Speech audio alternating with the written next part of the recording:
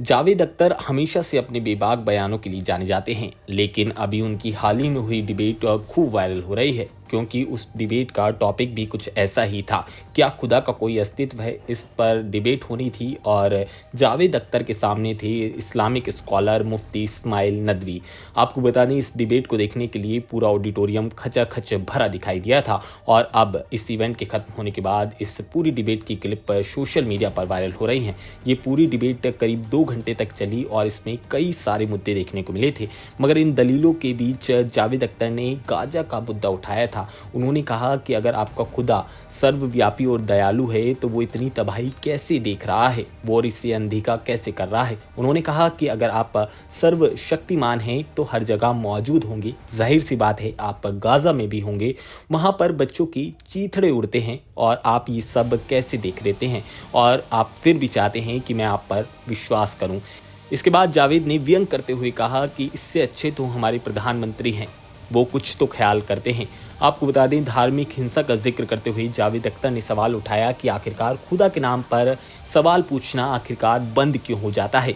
उन्होंने कहा कि किस तरह का खुदा है जो अपने बच्चों को बम से मरने देता है। अगर वहाँ मौजूद है तो ये सब देखकर उसका दिल क्यों नहीं दहल जाता, और अगर वो नहीं है तो ही बेहतर है।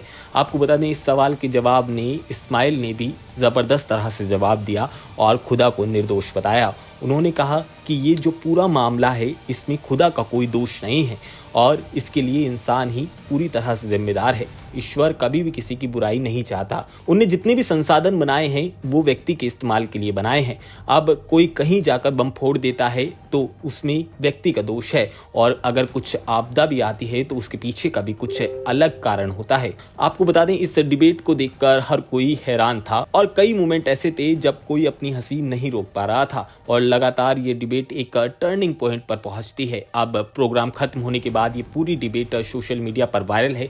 इसकी क्लिप काट कर लोग अपने अकाउंट से शेयर कर रहे हैं। कुछ लोग जावेद अख्तर के सवालों को साहसी रूप में बता रहे हैं तो कई लोग उन्हें धार्मिक आस्थाओं पर हमलावर कह रहे हैं। इन सब के बीच मुफ्ती इस्माइल की भी खूब चर्चा हो रही है क्योंकि उन्होंने जिस तरह से जवाब दिए हैं वो भी अपने आप में काबिले तारीफ हैं।